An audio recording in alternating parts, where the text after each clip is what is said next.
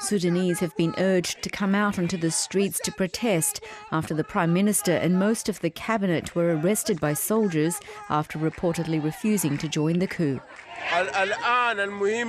It is the duty of all civilians to block all the roads outside to prevent any military force from moving.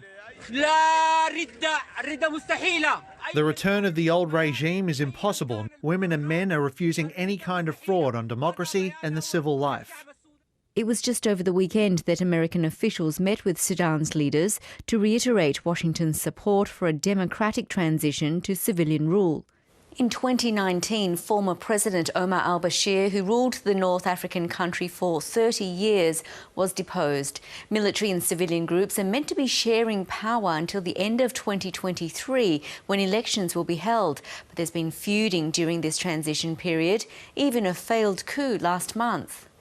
The EU has called on all stakeholders to put back on track the transition process, while the US has said it's deeply alarmed at new reports of a military takeover.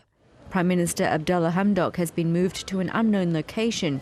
The United Nations says it's deeply concerned, and so is the Arab League.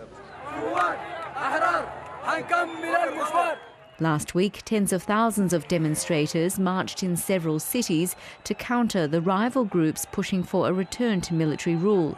The generals accuse politicians of seeking government posts rather than helping ease people's economic suffering. Until now, the Sudanese people are living in destruction and ruin. As the tussle for power continues, Sudan remains unstable. The internet has been cut off, military forces have closed bridges, Khartoum airport has been shut and international flights suspended. Major news outlets have also been taken over. Yvonne Yong, ABC News.